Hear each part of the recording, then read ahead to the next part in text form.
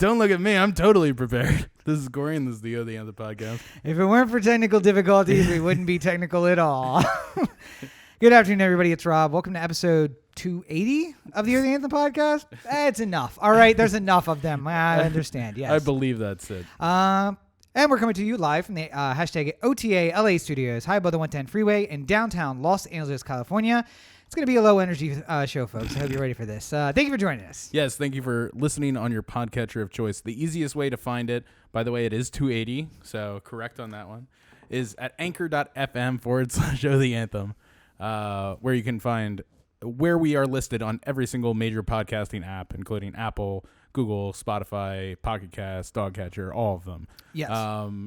In addition, you can also find the video version on youtube.com/O The Anthem. And if you're looking for more video, well, you're in the right place. Facebook.com/O The Anthem, where you can watch the live recording of every single episode, including all of the flubs like just happened at the beginning of the episode, which we're just going to leave in because, you know.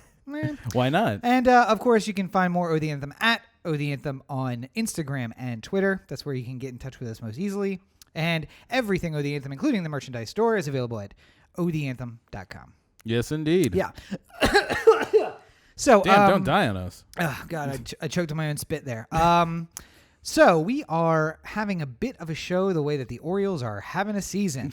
How about that for a transition, huh? Before we get into that, how about we talk about a little sports ball?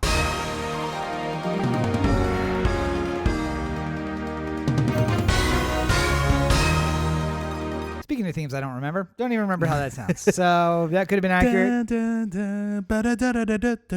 It's the vaguely Monday Night Football theme, Yeah, right? it's a little bit. Yeah.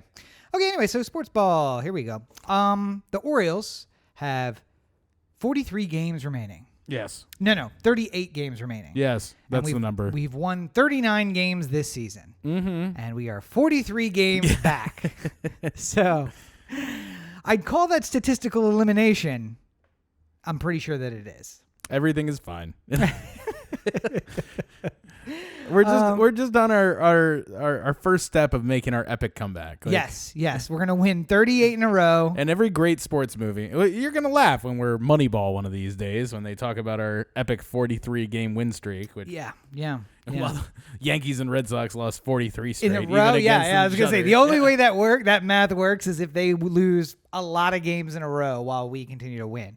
Although I mean we do play them both remaining in the year. So I think it would have to be the only games that the Red Sox could win would be the games against the Yankees.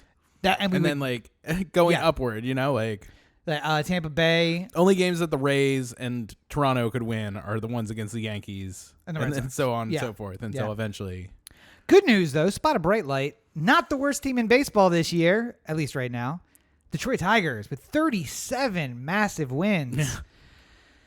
It's a feast and famine league in the MLB this year. Some teams have 50 wins. It's so interesting. In the American League, it's like the teams are more or less set. Like the people we know are going to be making the playoffs are sort of like in their, it's jockeying for positions. The and people stuff, who care about the playoffs also set. Me, not one of them. I won't be watching baseball. Meanwhile, the National League is just like everybody's involved. It's like there's like not a single like loser team in the bunch, and it's making things very interesting. Everybody's got 80 wins, 90 wins. Like they're all in the the middle of the pack. It's so weird. No 101 game seasons, but also no 37 game seasons. So 6 of one, half dozen of the other. Yeah. And as you pointed out, and I forgot, last season of the Showalter era, most likely, right? His contract's up this year.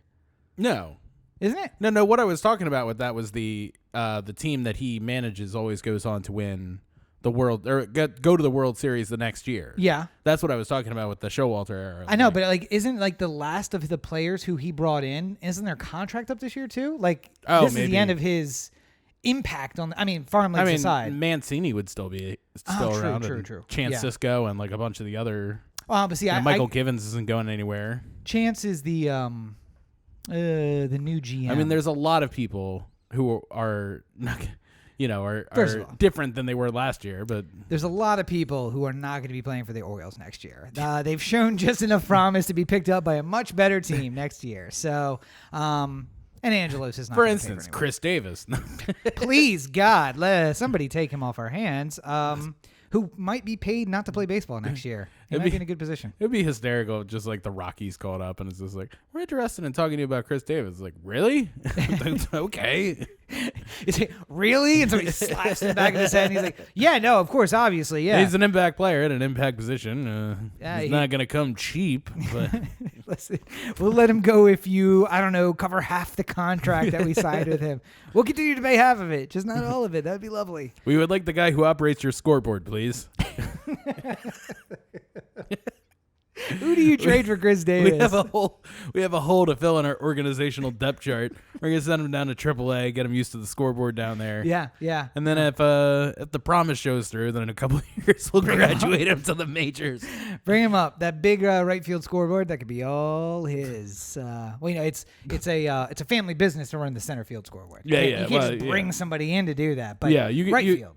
You have to know the Angelos from a young age to get that position. Of course, that cushy job. Or if you've been diagnosed with mesothelioma, it's possible that they might let you run the center field board. You could take either a cash settlement or run the scoreboard. Yes. That's how Angelo's got all the money to run the team. He just offered a lot of people scoreboard opportunities. He's like, listen. Well, is it really worth it for like $100? I mean, I could run the scoreboard for a while. We got a big settlement, guys. Big settlement. Now, let me tell you, I can write you a check. Or would you like to run the scoreboard? What? Yeah, I will show you the button that you press to make it say "Oh yeah" on there. Oh yeah. Oh, and remember the mid aughts when it was the old board where it was like just the big white hands clapping on the white and black board or the orange and black board, really. Yeah. Right? Am I remembering that right? Yeah, it was like a pixel. Yeah, it was like but it wasn't dot color. Matrix display. Yeah. We've been fans a long time. We've seen a lot of bad seasons. Not like this one, though. This is pretty awful. Speaking of another team that is absolutely not going to win 39 times this year, the Ravens are almost... True. In a brighter note. Statistically impossible for them to win 39 or more games, so... I don't know. Lamar's looking pretty good.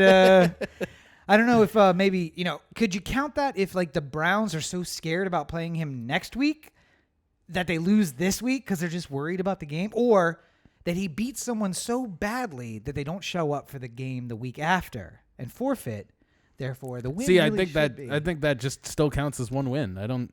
Oh, it's all statistical. I mean, it's not Madden or anything. So you can make these statistics do anything. I know. Yeah. By the way, just a quick thing because I picked up Madden yesterday. Oh, really? Color me surprised. Corey got the new Madden on the very first day it was available. It wasn't the first day that it was available. It's been out for a little while. Wait. First day that you could have gotten it. No, I could have gotten it earlier. Okay. Yeah.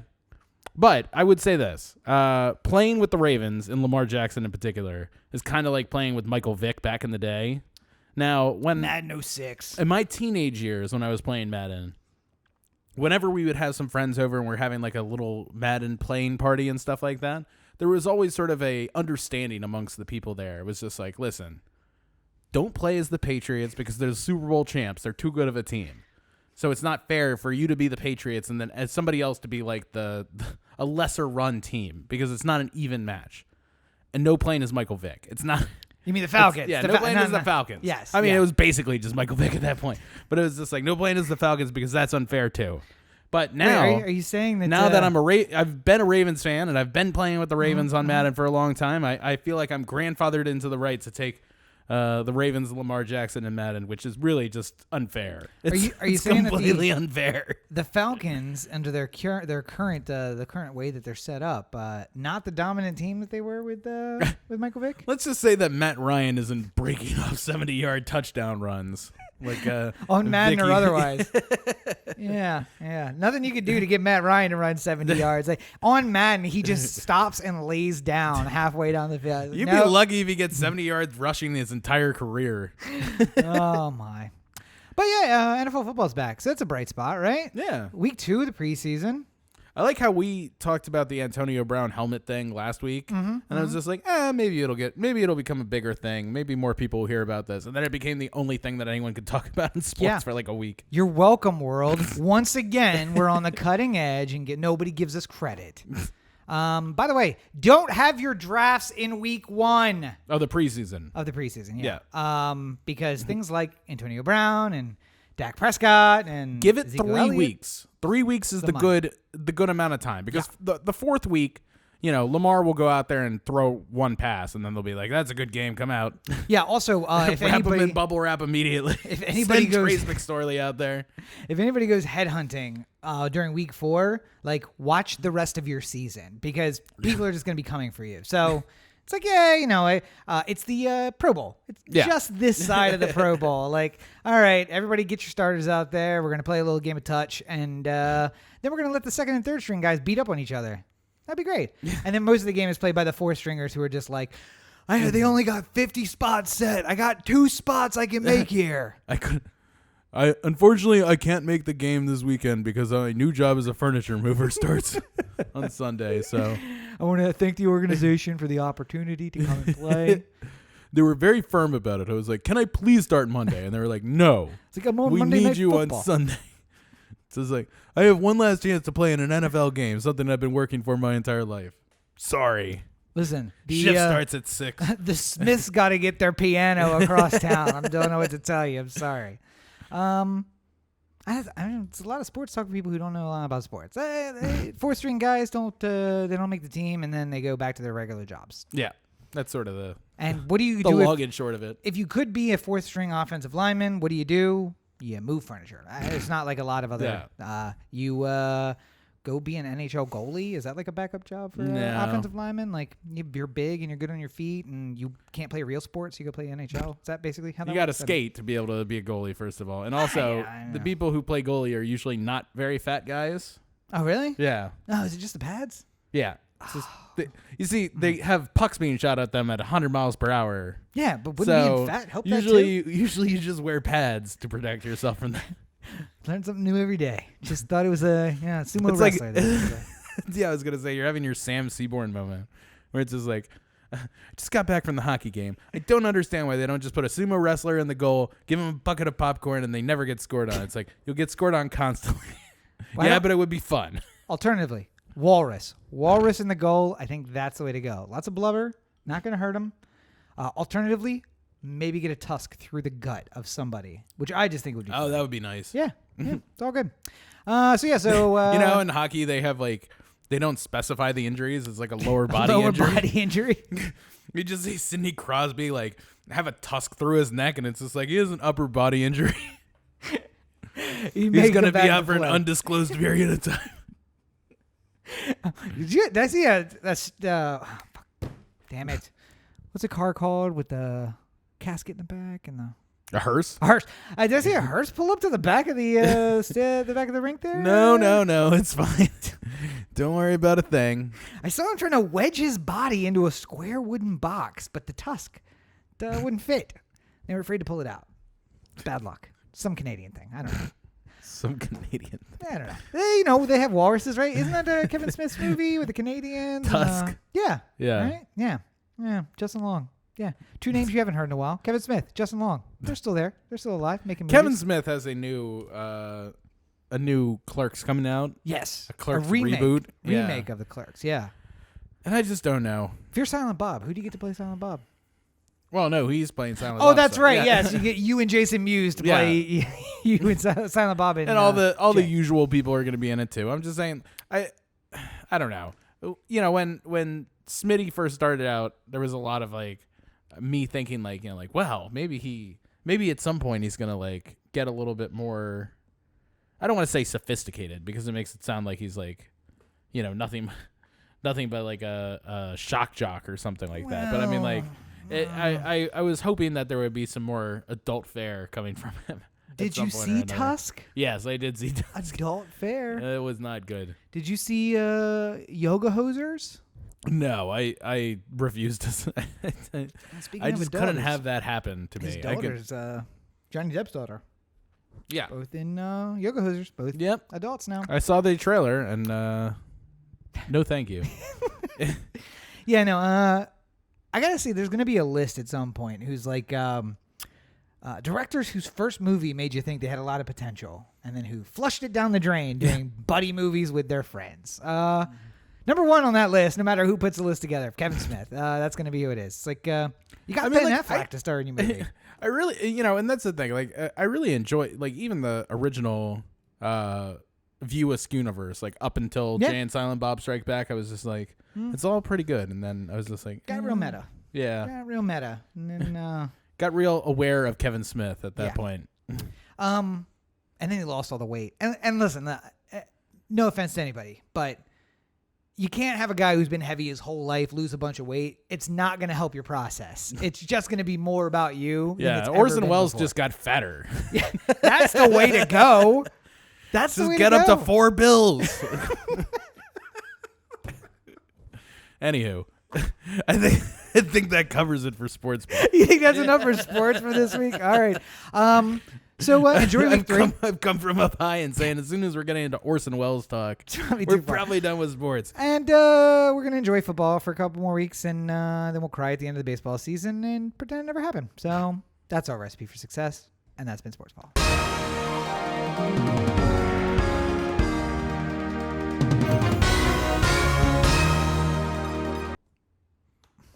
I missed the fucking click. Hey, did you see that? Yeah. Did you see me click it?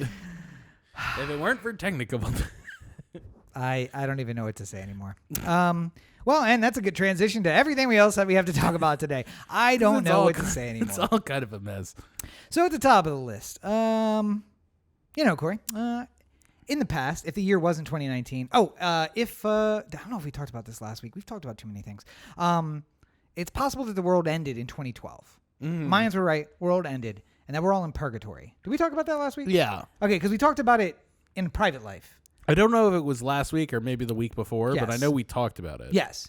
And the world just doesn't make sense. It's not too different than normal, but it's like just weird enough that like I'm waiting for like a red ball to come through the room or to like get an itch on the back of my hand, which is my thing. My lucid dreaming thing is an itch on the back of the hand. Like if I feel something isn't right, I'll feel an itch on the back of my hand, and that's the distraction that keeps me from waking up while I realize that I'm dreaming, which is, by the way, the key to lucid dreaming. Like, if you realize you're dreaming, generally you wake up.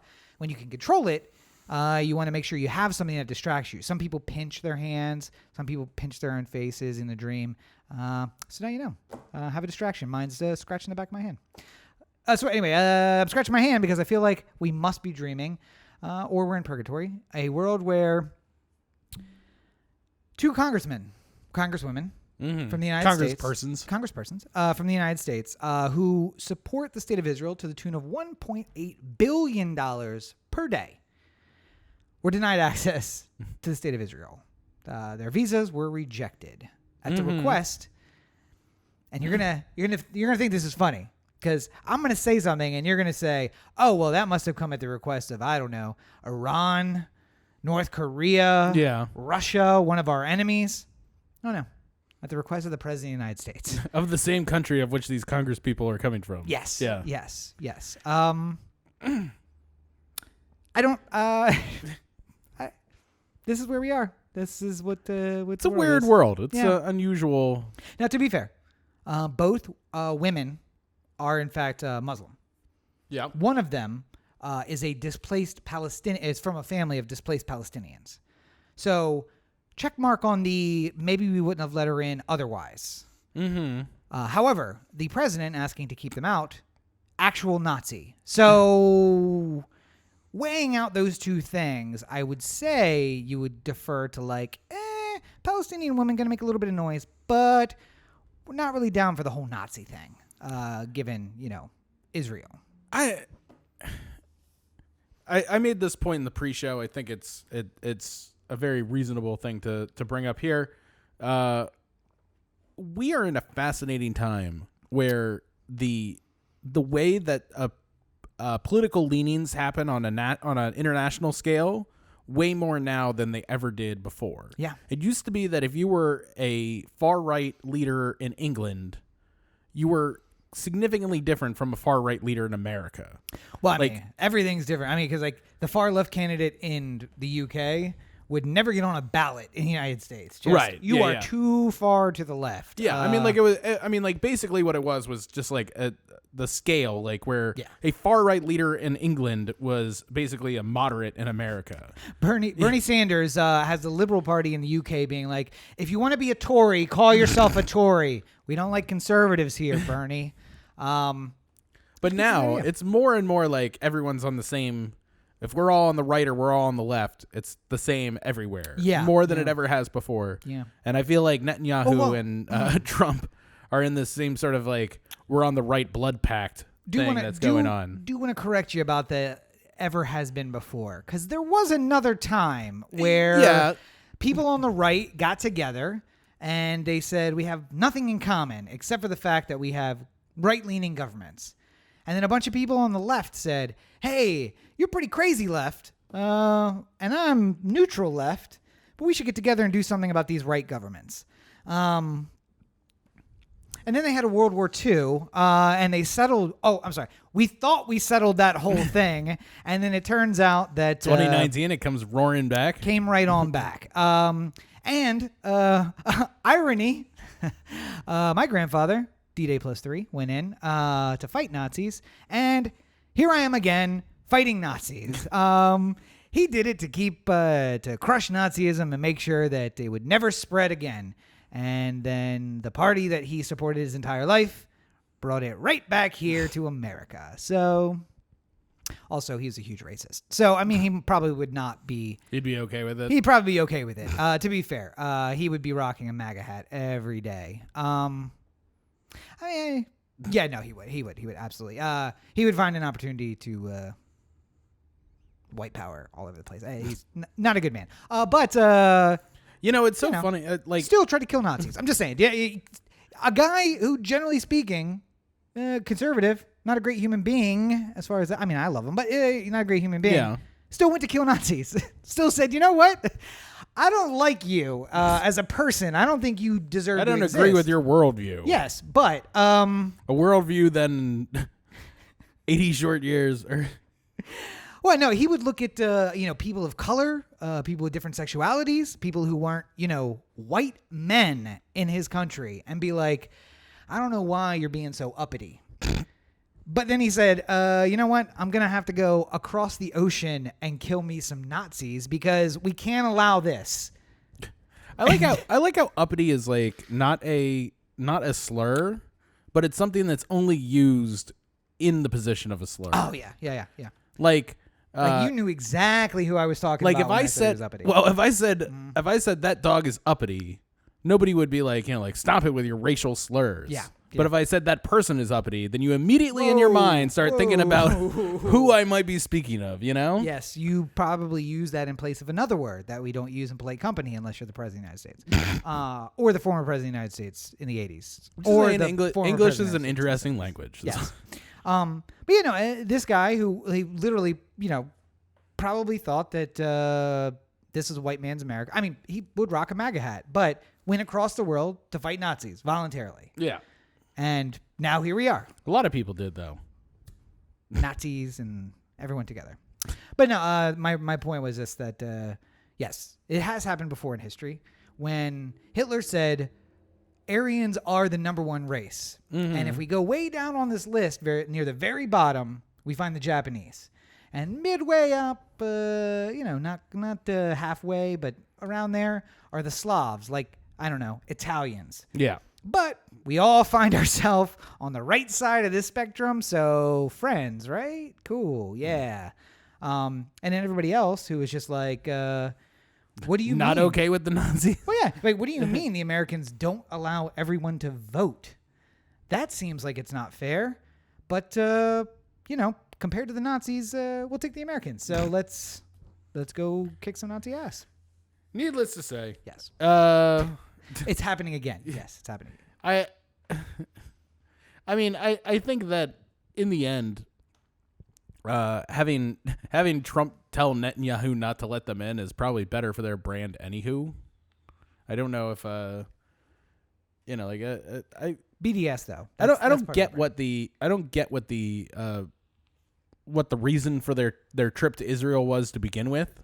Oh, there's a greater congressional delegation going. Oh, is there? Yeah, Okay. and they are now being so singled they out. are the only ones that aren't allowed to go. Yes.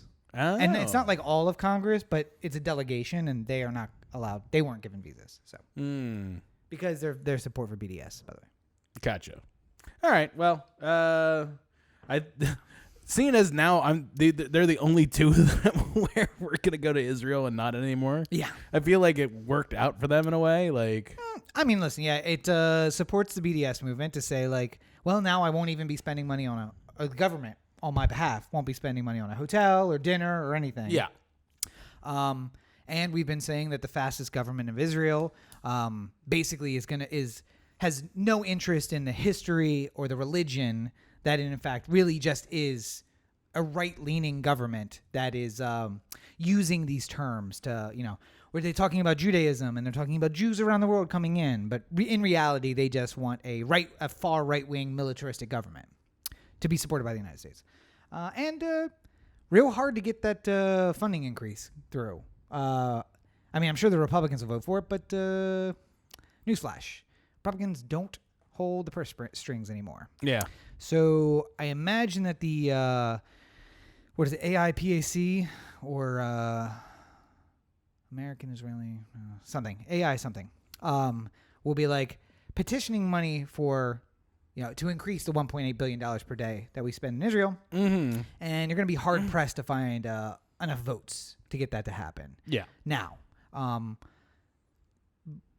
barring them getting voted out in 2020, which I don't think is really a possibility, but if it happens, then, I mean, they'll have some crosshairs on them, that's for sure. Yeah. That's. Well, I mean, what you mean, like in Mitch McConnell's campaign ad? Yeah, I with mean, the like tombstones not and in stuff, literal. or- God, I hope not. he put them on tombstones. What's that? He put the 5 like Take Back the House girls. Oh, the squad. The squad. He Yeah. put them on tombstones outside of his campaign headquarters in Kentucky. That's the Senate Majority Leader, basically saying, "I'm going to bury."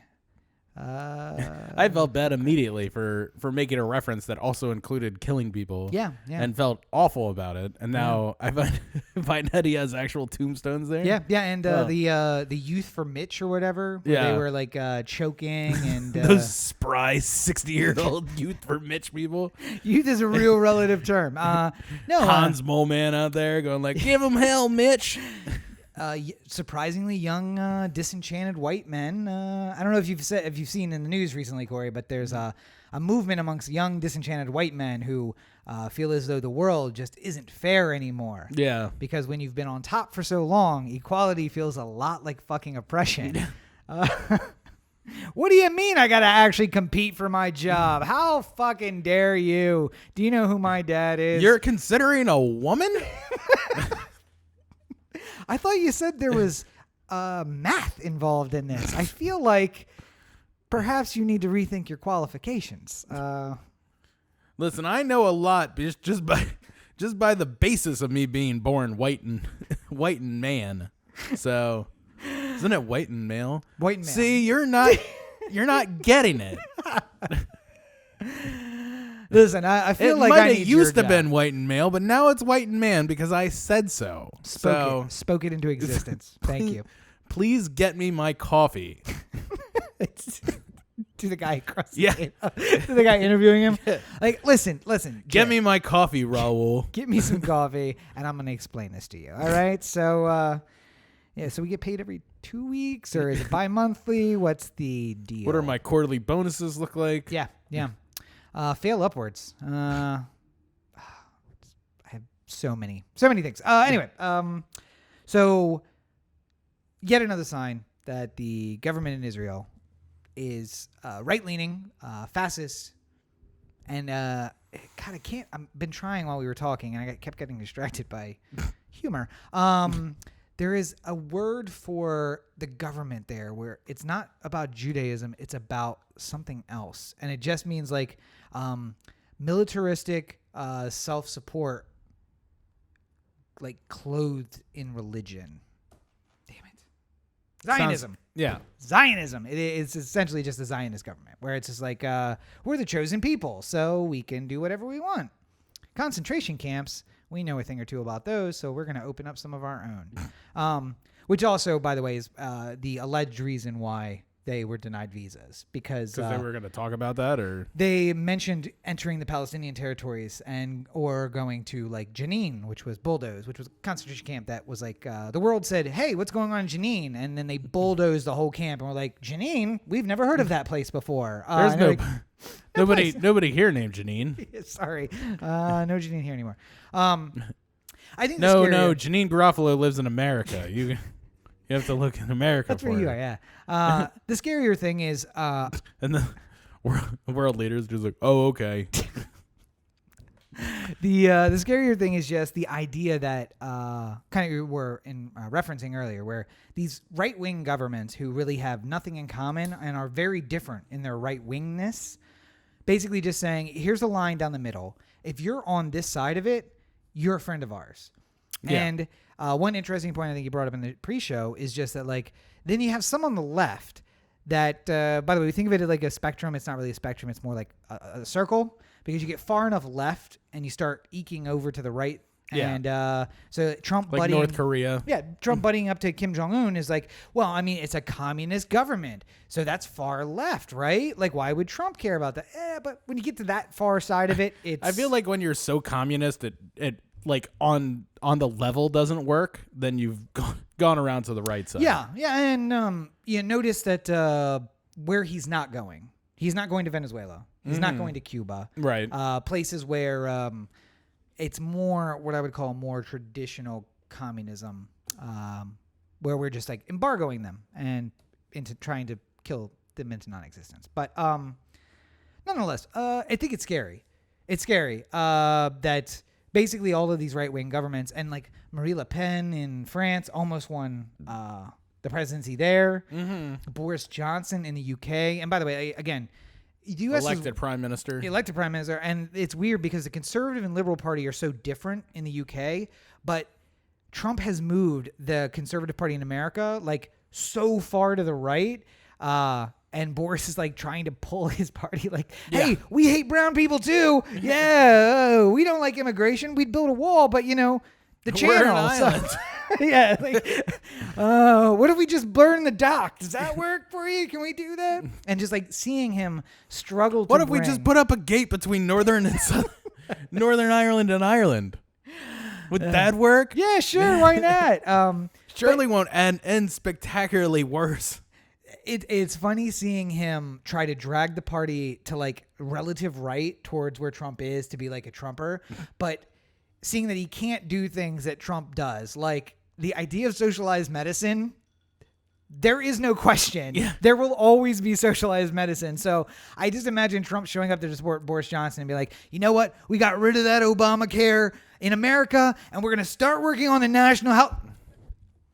Boris is just over in the corner like, we don't know. No. Yeah. Just so everyone's clear, your health care not going anywhere. The National Health Service has always been and will always be. So, Did you ever see there was a interview that what's that conservative Ben Stone? Oh no, Ben Shapiro. Yes, Ben Shapiro was on BBC. By the way, talking to one of their most conservative. You reached a little bit of infamy when you were like, that conservative, and I'm like, Ben Shapiro, and you're like, oh yeah, that's the one. That's the one I'm thinking about. Ben Shapiro on the BBC talking to like one of their most right-leaning like anchors of all time. Obviously English right-leaning, so it was always kind of like a Jeb Bush kind of thing, like a little more on the moderate end of the right spectrum, you know. Yeah. But like these extreme views are not good for the UK. Yeah, but Ben Shapiro was just saying things like, well, if you agreed with the right-leaning way of life, and he's just like, you know nothing about me. It's like you and your liberal bias, and he's just like, no, not this one. I'm asking you questions that are alarming from somebody who is right. So I don't care for Ben Shapiro. Yeah. But I enjoy watching him get embarrassed. And the only videos I will ever watch are him like talking himself in a circle when he is like trying to sidestep the question and then realize that he's ended up back where he was and then basically just be like, this interview is over. You know what Ben Shapiro is kind of like sometimes, like, because I think that on the whole, he's more knowledgeable than most people on the right who end up doing interviews like this. Like, he has a better grasp of history and can sort of talk about things in like a way that like ties it all together and stuff. But there's a part of him where it's like, we were talking about Lamar Jackson earlier, like the scrambling quarterback. There's sometimes where you see the guy, like, you see all the defensive linemen come in and you're just like, how's Lamar going to escape the situation? He's like running around and like sometimes he just runs for long enough that he finds a little hole to get out. And that's like a lot of Ben Shapiro. It's just like you see him running around and you're just like, he's 40 yards back from the line of scrimmage. What's going on? How's he going to find this hole? And then eventually he finds it and it's just like, Ben Shapiro broke out again. But then every once in a while, it's just like, I'm just going to keep running backwards until eventually this works out. And then he just lost like 30 yards. And it's just like, Ben Shapiro couldn't run his way out of this one. No. It's just funny, like, when it doesn't work, it's like spectacularly bad. But like when he does manage to find his way into a conversation where he can outsmart the person across the table from him, it looks like he did some sort of masterful feat of like maneuvering to do it. I do love that you can always tell when he has met a match just because of how flustered he gets. He's like, I'm about to zing you, and he's like, oh, where's the queen? Where's the queen? And you're like, queen, and you're like, no, you don't understand the rules of this game. When he starts interrupting people, I find that's the time where he's I wasn't done. I was not done shuffling the cards. Please, thank you. And he just starts bringing it up to something that like no reasonable person would be. Well, you know what he does the same thing you do on the left side, where it's just like, well, you know what happened in Turkey in 1937, right? And I'm just like, no, why would I know what happened in Turkey in 19?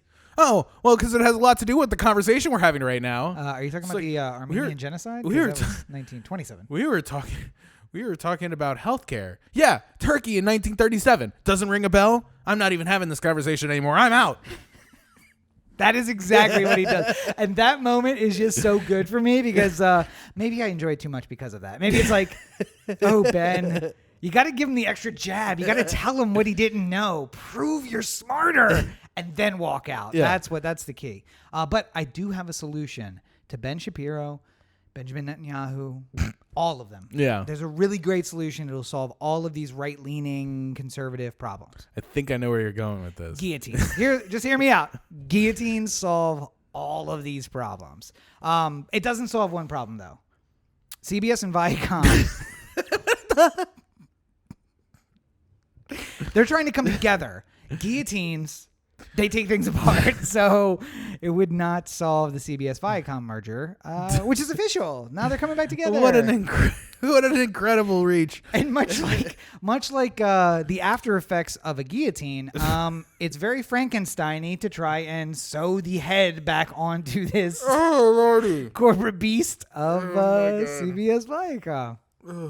That was good. Come on, that was masterful. This is masterful.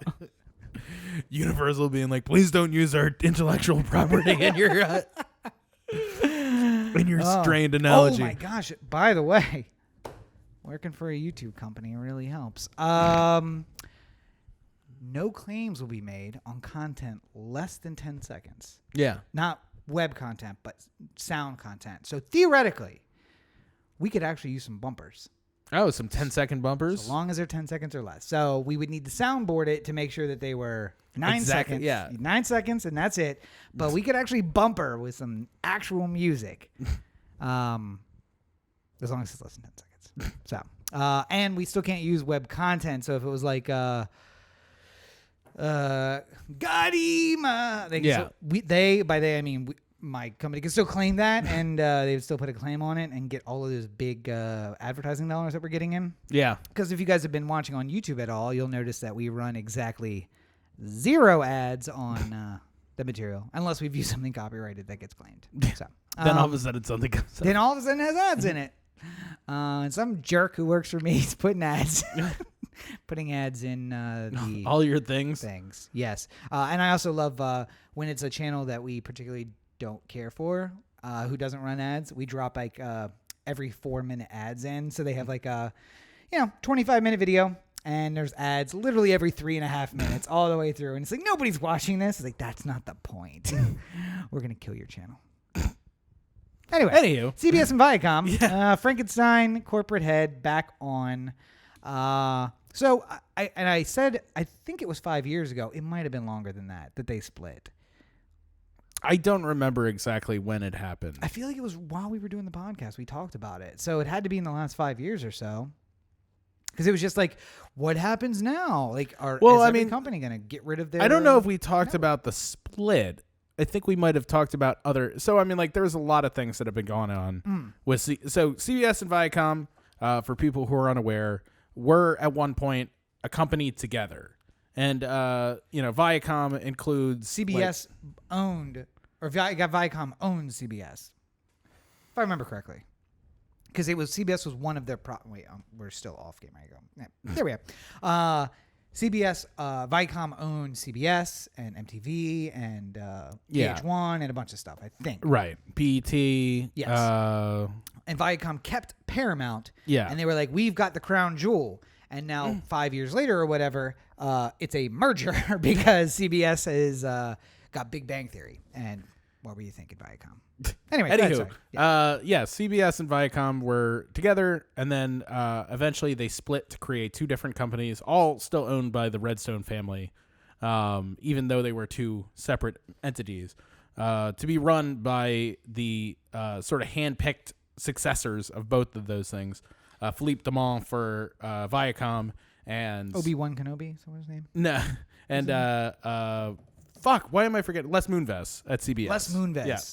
I literally thought his name was like Obi something. No. Moon is in his name. Yeah. Yeah. It's been a long day, guys. But there had been a lot of jockeying for control of the Redstone family, mostly between Shari Redstone, the daughter of... Oh, fuck. What's his goddamn name? I forget. I don't remember. Sumner Redstone. Yeah. I even put the camera back on because I was waiting for it. Sumner apparently had been giving out like voting control in Viacom to like women who had been helping him live for the last 10 years and stuff like that. And Shari Redstone had to step in and just be like, no. God help me. I would love to just be in a position. Consuela is not allowed to be on the board of Viacom. I'm giving away seats to a multi-billion-dollar company to the woman who's giving me a hand job while she gives me a bath. Like, yeah, you could do such a good job. You want a seat on the board? I got some seats. You want a seat? I mean, usually I vote all 9 seats, but I'll give one up for you. If you're a fan of the show Succession, there's a lot of parallels between that and the Redstone family. Yeah, and I think that was one of the major... Them and the Murdochs were the families that they drew a lot from, because both families have a big deal of like, oh, dad fucked up, kids step in, dad like knocks the kids out, and then the company's like, we kind of like the dad. And then later on, dad does something really fucked up, and they spin off a company and give it to the kids, and like, well, we'll just let them run that. It's fine. Yeah. Anyway, Shari Redstone's in full and complete control now. Yes. And there's no more Les Moonves, and there's no more Philippe Damon. So and at what CBS and Viacom are getting back together. What price did they pay to get rid of those two guys?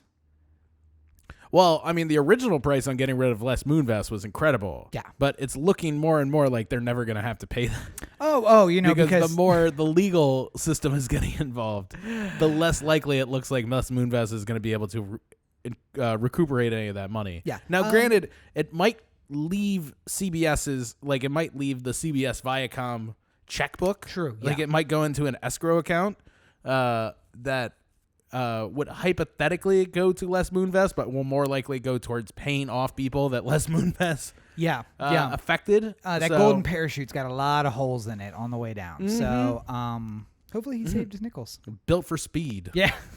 Straight to the ground. Yeah. But that's very interesting. And the other interesting part is it's so funny. We live in a world where like, Disney is allowed to buy Fox, and then there's some question as to whether or not CBS and Viacom are going to be able to merge. Yes. Even though they were a company like literally less than a decade ago. Yep. They were together. And a company that I believe, based on a allegation by Rupert Murdoch, ironically enough, was investigated as like, I think that they have too much market share and they need to be investigated. And they were like, nope, this is fine. And then Viacom's in a weaker position than it was when they spun off CBS. Yeah. And CBS has... It's almost hard to believe that MTV isn't the most popular thing. Alternate history novel idea. MTV continues to play music. How does the world change? It's like yesterday, only with all the music instead of just the Beatles. Yeah. And everyone's happier, and Trump doesn't get elected. And Carson Daly never has a late night show. oh God, yes. Oh, the impact, the butterfly effect of MTV just continuing to play music. Although, as we said on that episode, who knew that Carson Daly had a late night show? I still remember, like, I remember the beginning of the end of the music on MTV because, like, I used to come home. TRL used to be like, you would get home from school and it would be on. Yeah. So everyone used to watch TRL. And I remember that it used to be for a while, like, before they had more celebrities come in and, like, do celebrity interviews and stuff like that, they would play, like, 2 minutes of the music video. They'd just be like, here's number 7 on TRL's list today. Nelly, hot in here. And you'd see 2 minutes of the video. Hot in. Yeah. And then you would, at the end, Carson would come out and he'd just be like, that's number 7 hot in here. Yeah. And then move on to the next one and stuff And by the like way, that. then it would just be like, hey, number 6 on the list because he's working his way through the list. His job is to be a VJ. But then eventually it just became like, number 7 on the list, Nelly, hot in here. I don't know why it's still on the list, but it's getting hot in here. And that was number 7. Number 7 on the list. Like now, 10 seconds of the music video, and it's just like moving on. As you know, that song we got to was talk featured... to Kristen Cavallari now. I was gonna say that song was featured in last week's episode of The Hills. Kristen Cavallari's joining us here for a 19-minute interview about The Hills. Kristen, you want to walk over to the window and wave for 3 minutes to the crowd outside? Yeah. She's in the back right now taking pictures in our photo booth. Yeah. Oh God. I remember. Okay. As soon as you said that, I'm like, I remember it was like a 4-minute walkout, right? Because they would be in the back. The camera would follow them walking out. Cheer, cheer, cheer, cheer, cheer. There'd be like interns who had to like wave and smile at them, like, hey. Then out to the Kristen window. Cavallari would pretend to care, like, hey, people. Out to the window. Back to the spot. Yeah. And then the interview begins. Which would usually start with a solid 20 seconds of just like, you're looking great. How are you feeling? Woo! I feel great, Carson. Yeah. Brittany, bald head. Just like, I'm feeling great, Carson. Nothing's wrong. Everything's great. Everything's fine. God. Maybe this merger will bring TRL. It couldn't hurt. But anyway, so Viacom left with Paramount, and Paramount top of the game in the movie business these days. Paramount hits like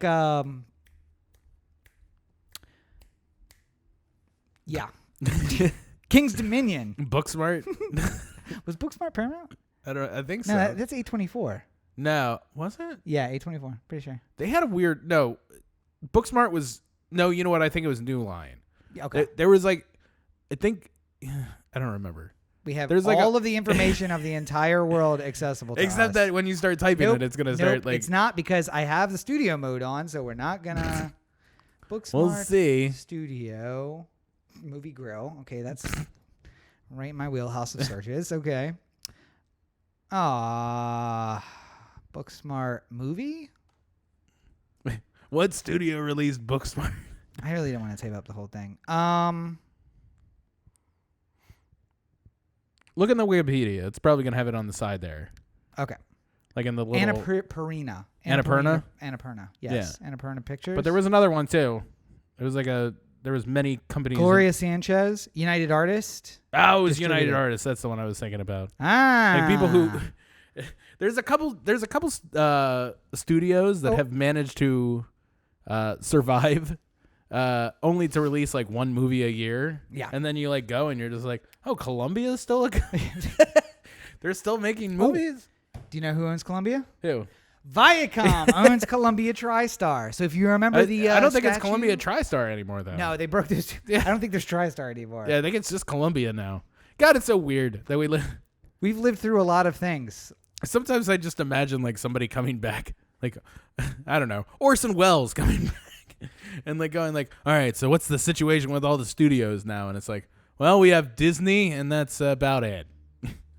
Disney and Universal and Warner Brothers and Sony. Yeah. Columbia and TriStar were merged, and Columbia became their movie arm. TriStar became their home video arm. Oh. And then when they stopped doing home video, we stopped doing home video. So TriStar just quietly went away forever. No more TriStar. Yeah.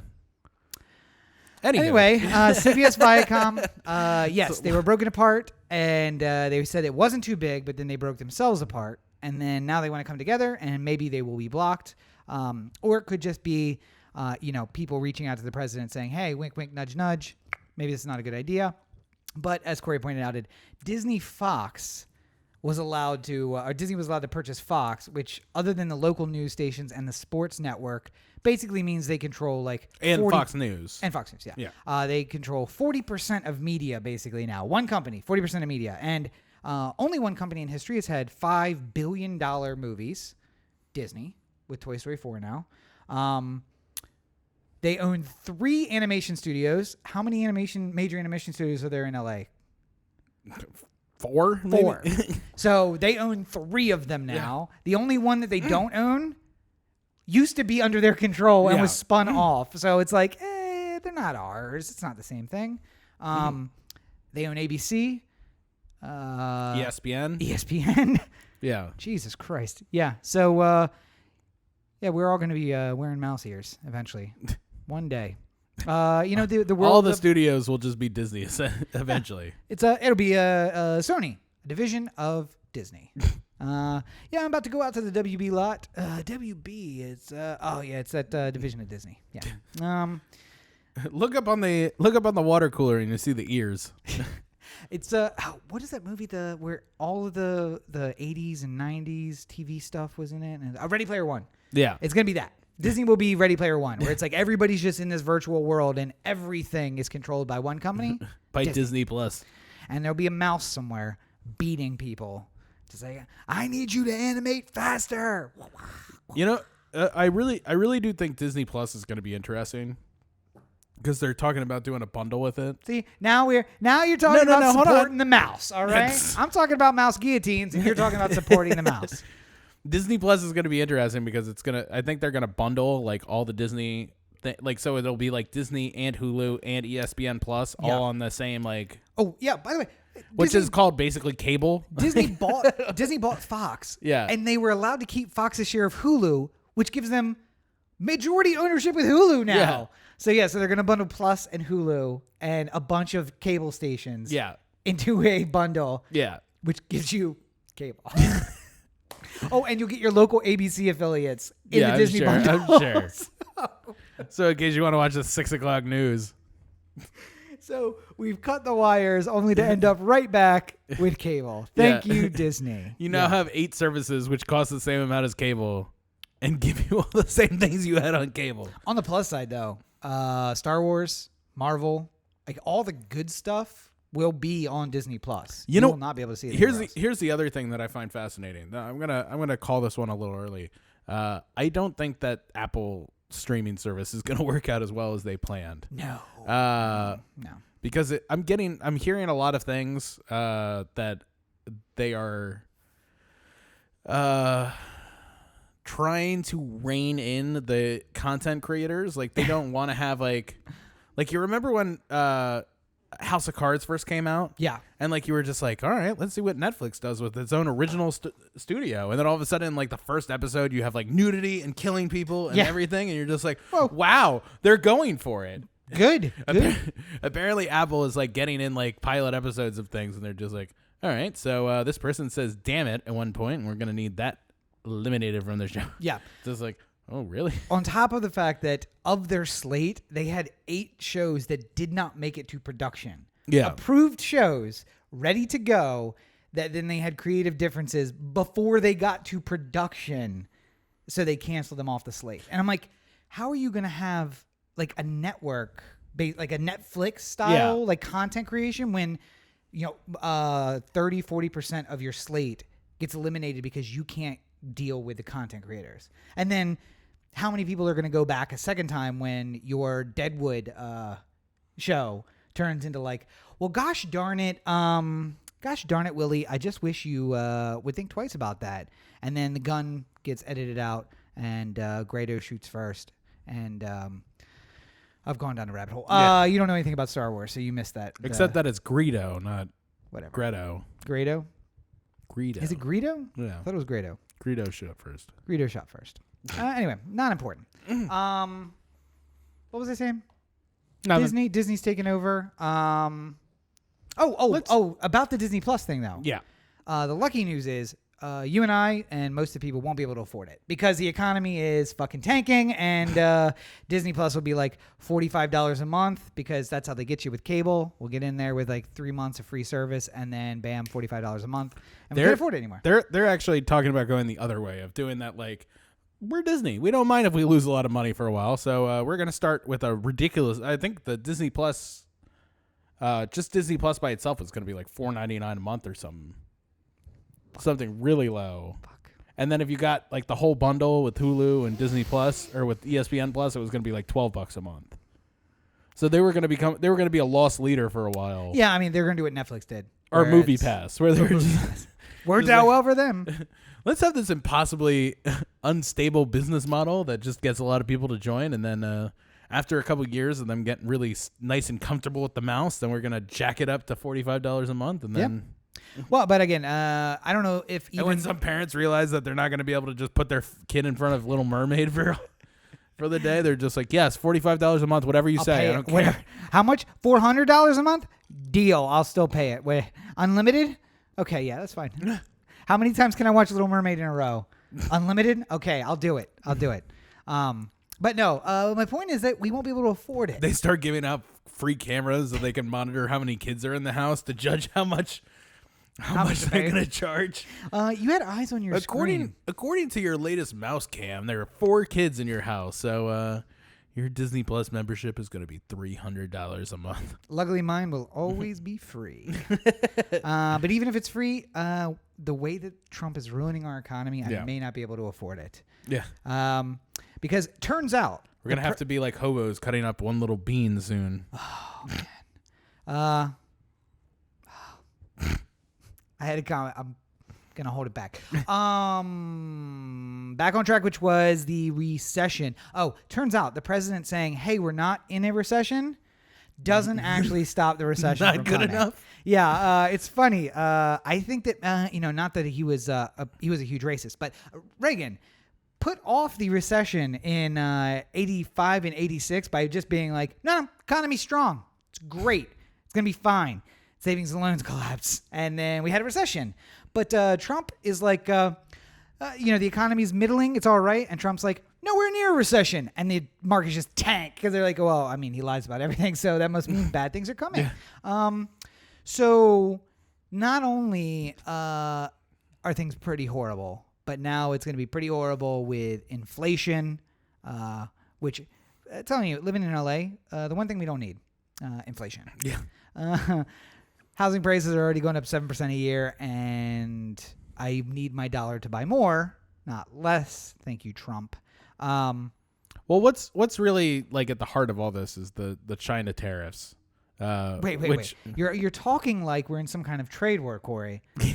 Yeah, that's defeatist talk. Just a bit. That's defeatist talk. I don't know if you've talked to any of your small town farmers recently, but things are not going well.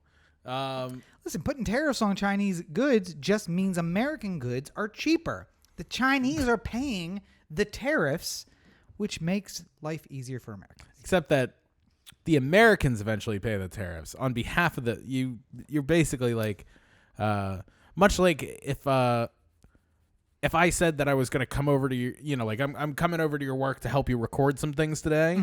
If you need me to bring things with me, if you need me to bring some gear with me, then it's going to cost a little bit of extra, Right. So like if, say you buy an iPhone and it doesn't have a tariff on it, then you pay for the cost of the iPhone. Right. But if you buy an iPhone and it has a tariff on it, then China is going to pay the tariff, and then you're going to pay the tariff for China when you buy it. Well, see, that doesn't make sense because the president said he was going to build a wall, and the Mexicans were going to pay for it. Yeah, and he was going to do it with tariffs. Yeah, that didn't happen either.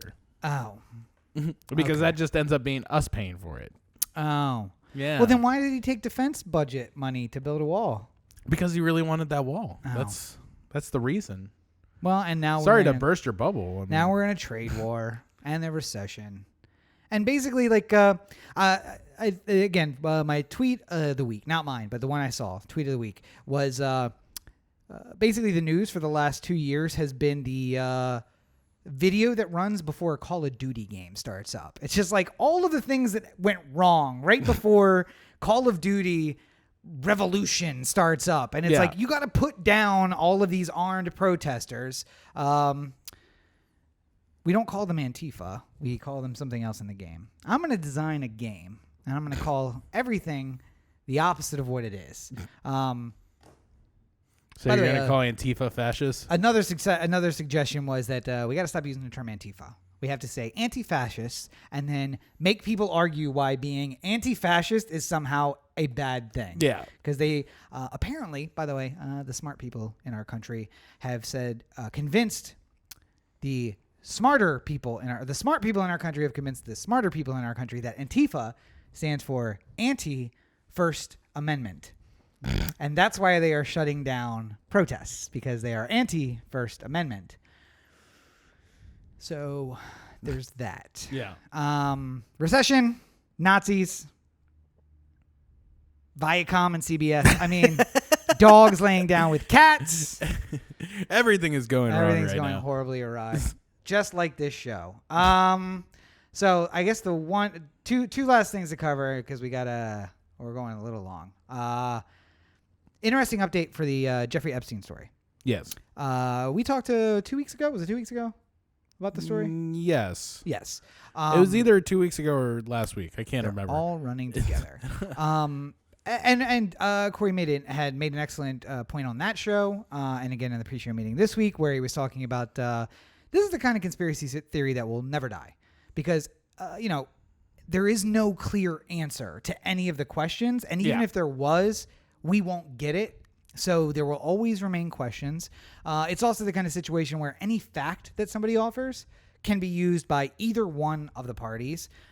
This is going to turn into 9/11, basically, where it's like, or Kennedy, Kennedy assassination. Because I remember watching some History Channel thing about dissecting the Kennedy assassination or something like that, where they did the Wait, was this pre 6 p.m. History Channel or post 6 p.m. History Channel? Because it makes a big difference. This is when it was actually still history all the time. Oh, okay. I was gonna say, because today before 6 p.m. is a lot of history.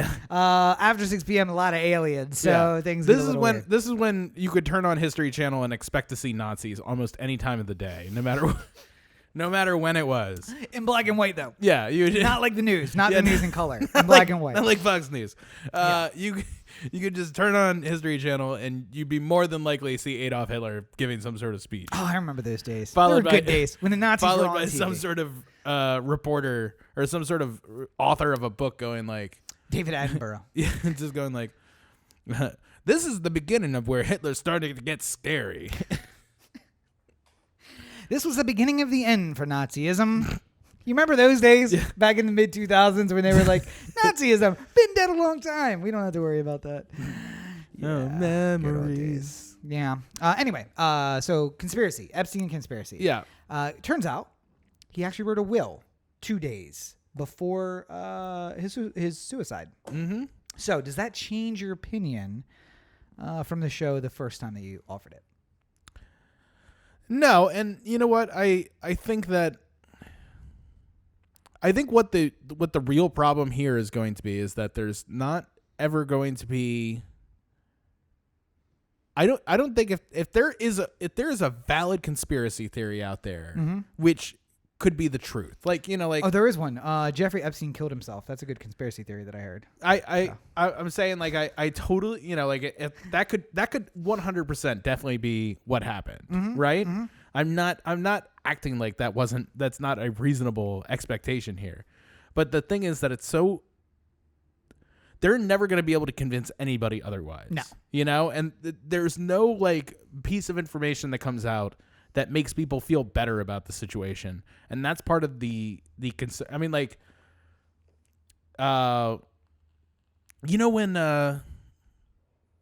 it's I always like to go back to the Kurt Cobain suicide, the murder. You mean the murder? Yeah, well, Courtney I'm saying loves murder. the suicide, but yeah. I'm saying what was so fascinating about that one was that like people thought that Kurt was going to kill himself for so long that when it came out, people were just like, oh, he finally did it. Yeah. And like people moved on so quickly. But then like the people who were like looking into it and looking at the details were saying like, no, there's some alarming things here that we shouldn't probably just gloss right over this and think that it was a suicide 100%. We should look into it a little bit further. But then people were just so quick to move on. It's just like, no, Kurt was really damaged guy and he had problems and he talked about suicide all the time. So clearly he was going to do it. And like, it's like, no. I mean, all this is true, but at the same time, like we should probably look into like, how did he lock the door from the outside? Even though it required a key to lock it from the outside, but he shot himself first, and then he went outside and locked the door, and then went back in and died. Also, the heroin, the 3 times lethal limit in the system, and yet operated shotgun where he had to difficulty loading. And also did the thing where like the only angle from which he could shoot it was in such a way that like he would have to use his foot to do so. The body didn't really reflect that. When and he had shoes on. And strange. Like all these kind of like weird like all those little things that don't add up. Like the problem is that like with the Jeffrey Epstein's suicide and like all the conspiracy theories that go around it is there's a lot of people who are just like, but his neck, he had breaks in his neck that are different than when you usually have a suicide. Yes. And then there's some expert who's just like, 99% of the time people hang themselves, they don't have this injury. It's mostly caused by people who get strangled to death. And people are like, aha! Gotcha. And so it's like, but there is a 1% chance that he could have broken it if he, jumped from a lower from like length. the back of a chair. Or I mean, like from the back of a door or a bed. And like, okay. And it's like the other, like what's more interesting to me is like when a conspiracy theory starts taking off a little bit. Like you get the people who like come out and like make these defense, like, well, this is an unusual injury to have when you hang yourself, but it is possible. Yeah. And like they come out and they're all over the place.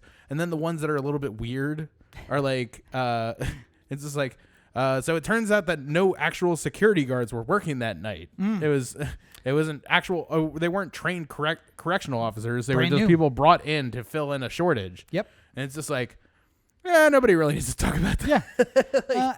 Also, they said that they checked on him. Turns out they were napping at the time. And you're like, that's weird. Do they do that all the time? Like, well, no, usually a supervisor's there. But on this occasion, no supervisor. And you're like, aha! Like, okay, but they haven't had an incident in 40 years. So it's not really like they follow rules that much. Yeah. It's like my office, basically. You can roll in when you want. It's fine. So it's weird, but at the same time, how every fact can go either way. You're going to commit suicide. You write a new will. Or you get a call from somebody who says, hey, your family or your life. So you write a new will and then you kill yourself. Or somebody says, hey, we're going to come after you. And you say, I better write a new will. And then 2 nights later, your door mysteriously opens in the middle of the night and somebody comes in and kills you. And you're like, it can go either way. Either that or former New Mexico Governor Bill Richardson walks in with a brand new will, slaps it in front of Jeffrey Epstein and goes like, if I were you, I'd sign it. Yep. The triumvirate of Bill Richardson, Alan Dershowitz, and Prince. Who was it? Prince George. No. George is the baby. Andrew? Prince Andrew. Andrew, yeah. Yeah, that's the Duchess of York's former husband, right? Yeah. Yes. Fergie's former They all like walk in, just throw down a will, and it's just like, you better sign it. I think it's time to sign. And then names 2 nights are in later, the news a little bit, so. And 2 nights later, Agent 47, set on easy, gets in to the Metropolitan Complex or whatever. MC. It's such a weird ass story. Yeah. One other thing before, 2 things really. Number one, I just at least want to touch on. California has changed the standard by which police are held accountable. Mm-hmm. For those of you who don't know, I think we talked about it like briefly, but then they got lost in the news cycle. A man named Stephen Clark was killed in Sacramento, and his case was reviewed by the shooting review board, who said everyone on here agrees that this shooting was unjustified. Yeah. However, using an objectively reasonable standard, we have to say that this officer, at least now, is stating facts which support the shooting. So, using that objectively reasonable standard, we have to say that it's a justifiable shooting. And in like the only state in the country where this will happen, California was like, okay, and we pass a law that says objectively reasonable standard out. Now we're going to use a necessary standard. Yeah.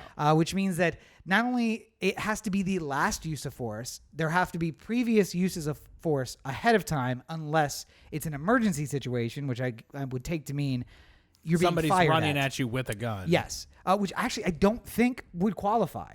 I think this is more of the rules of engagement of a soldier, where it's like, if they're shooting at you, then you can return fire. Then you can return fire without doing anything beforehand. You see a gun, okay, take your gun out. Somebody there better get a beanbag out or a taser or something and try something else first to prove that you have to do this, that it's necessary. Or, and this is what it really is for, it doesn't mean that any more cops will be prosecuted. It gives the prosecutors the tool to use against the cops. Right. And that's the question is, look, we did something, and then no prosecutors actually do anything. They run for, president in 12 years after spending a lifetime of putting people of color behind bars and letting cops go free. Wow, that sounds like that's a story that's very familiar to me. I don't know why.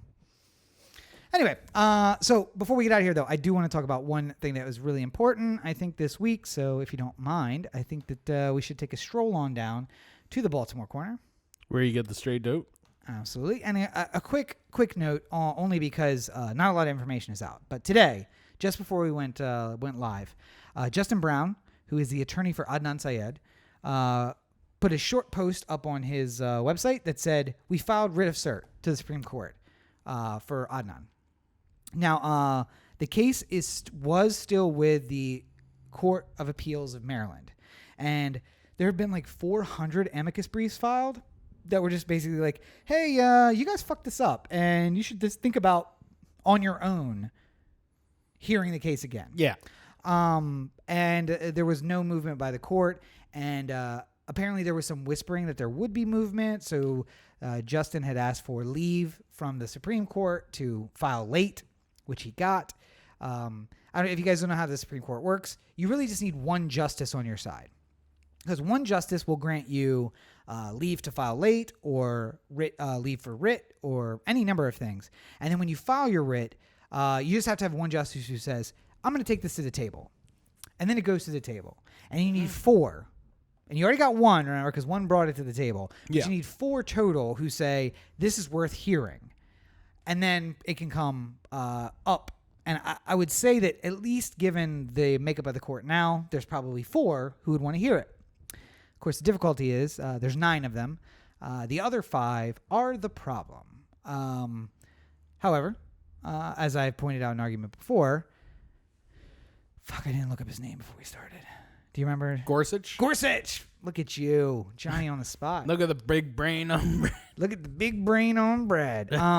So Roberts and Gorsuch have actually parted ways with the conservative majority when it came to procedural issues. And they're just basically like, listen, I think we need to serve the interest of justice here and send this back to the lower court with instructions on doing something different. That's happened on a couple of cases where it's like, wait, Roberts is in the majority on this? What happened here? Yeah. And his argument is just basically like, I'm not saying whether or not this was illegal or not.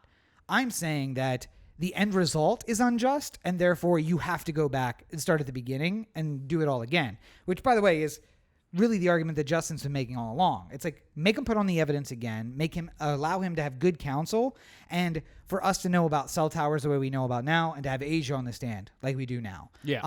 And the truth is that they won't charge him again. They'll try to make a deal or something else. Time served for attempted or whatever, disposing of a body or something. Whether he takes it or not, who knows? But so the hope here is that you have one justice who allows cert, brings it to the table.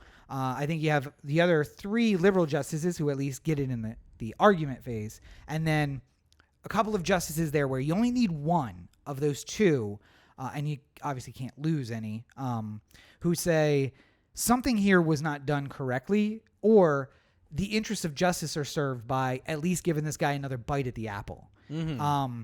And then they send it down, not to the Court of Appeals of Maryland, not to the Court of Special Appeals of Maryland, that's it. Down to the Circuit Court of Maryland to say, retry.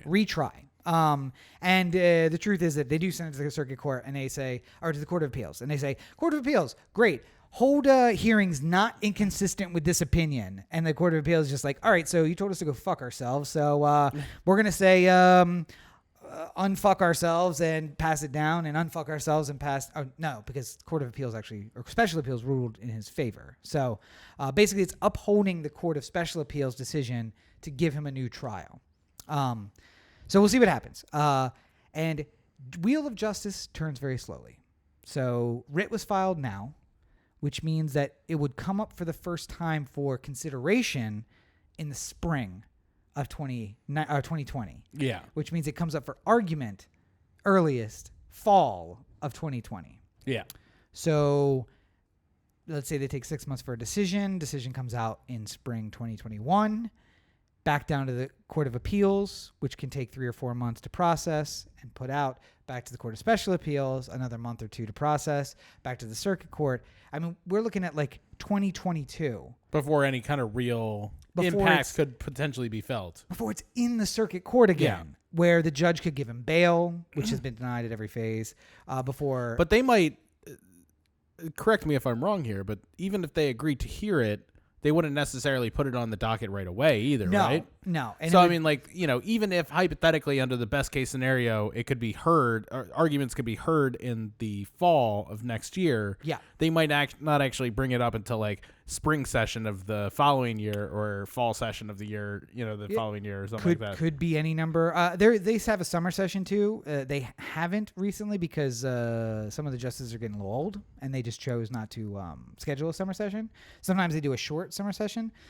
And the problem with coming up on an election year is that the docket starts to fill up with Alabama versus U.S., where it's like, hey, Alabama's been discriminating against their voters, and we need you to hear this before the election. Not Alabama. We need you to hear this before the election of 2020, or else this map will be the map by which we are electing people. Yeah. So it's problematic. Justice moves slow, and what are we going to do? Yeah. Don't get arrested. Lucky for you and me, we're already ahead of the race. You know why? Why? White men. Don't you know who I am? I say as I'm being put into the police car. I'm going to call my father if you... My favorite piece of clothing, my red shorts that always remind me of that meme of the guys. It's a official uniform of the guys who say, don't you know who my father is? Yeah. Well, it's been an hour and 15 minutes. Yeah. So well, you know what else moves slow? Wait. What's that? Updating OTheAnthem.com. Corey at OTheAnthem.com. O The Anthem on Facebook, Twitter, Instagram, and the listener line 443-219-7595. What's that number again? 443-219-7595. And you can find more of me at my website, CoreyBakerFilmmaker.com, Facebook.com/CoreyBakerFilm, at LegendCB5 on Twitter, Instagram, Snapchat, etc. Have a review ready to go for Scary Stories to Tell in the Dark, which I will be putting up. Does the review include the fact that you're a psychopath who hears noise in the theater that no one else hears? No, I wasn't the only person who heard that noise. And I talk about it in the review because Alamo Drafthouse should be better than that. But I'm willing to let them have a pass. I usually let theaters have a couple bad nights before I start I might actually have to file an answer video to Corey's review because the alleged noise happened right behind me. And I'm pretty deaf, but guess who didn't hear it? Well, the people who were right next to me were also complaining about it. So I feel like you brought them into your psychosis, that you complained about it so much that they were like, you know what? I think I did hear something. And next thing you know, we're all seeing little green men. I'm just saying. Anyways, go ahead.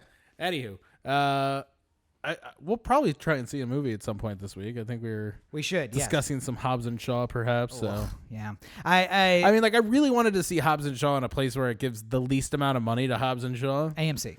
Yeah, or going to one of the dollar cinemas or something like that. We have to wait for that though. Yeah, but not that much longer. It'll be out soon. Yeah. It becomes second run in like a month or a week or so. Oh, you know what else should be out soon? What? OTheAnthem.com's update. How's that coming, Corey, who's now on vacation? Well, now I'll have more time to work on it. So, but yeah, check it out and let me know if you want to see other reviews. And don't forget, all of those are available in podcast form. All you got to do is go to anchor.fm / Corey Baker Film. There you go. Yep. And while you're there on anchor.fm, make sure you check out O The Anthem. Did we almost lose the mic? It's funny. My toe saved it. I have strong toe game. Oh, yeah. Sorry. Let me get to the one shot here. And there I am. And, of course, you can find more of me at Robert N. Cheek on all your social networks. Make sure you check out robertncheek.com. You can find links to my political blog, news website, and the books, which are available on Amazon. Barrow's books. And not only available on Amazon, but available everywhere. Barnes & Noble and Amazon and everywhere fine books are sold. Oh, by the way, did you see the email I sent you at like 2 a.m. the other night? I did. I am going to go to the business center and print that out. Oh, that's right. You like the paper versions. Draft edition 2, draft 1 is done. We are slightly behind, but on schedule for a September release. So that is all good. I'm diving back into my time travel novel, which I don't know how good of an idea that is, but I have until December, so I'm sure it's fine. Something tells me we're seconds away from this thing falling out of... I just want to stay on the air long enough for it to just drop. I think that'll be super funny. And I've been kicking around videos again. I borrowed the camera so I could go shoot some video, did a little test, and seriously thinking about doing the Rob Explains Everything videos. First one did not go well. We learned scripting, not a good idea. Yeah. Rob doesn't read a script well. Rob's off the cuff. Rob talks about himself in the third person, and he needs to just go with it. So he needs help. So definitely. So if you have any, if you guys remember Rob Explains Everything, it's just like rather complex ideas, things that you don't really know about, explained simply and shortly. Like episode 0 that no one will ever see. Who is Guy Fawkes? And why do we celebrate November 5th? Explained in 7 minutes. Should be shorter, though. It should be shorter. Should be that was shorter one of than the 7 issues. minutes. Yeah, the scripting is a problem because Rob likes to write long scripts. So send me your ideas at Robert and Cheek, all your social networks. Let me know what you would like to learn about. Yeah. Well, I think we've done good here today. We've done something. I don't know if it's good. But as always, you're listening to the O The Anthem podcast, part of the O The Anthem digital network. For Corey, this is Rob. Have a great week, everybody. I like how my microphone's breaking and now I have to lean down slightly to talk. It's good. It'll be fine. I'm sure it'll be fine. By next week, I'm just going to be like down here. Listen, it'll get us through the... this is Corey and this is the Anthem. It'll get us through the next 7 or 8 years. That's fine. It's totally fine.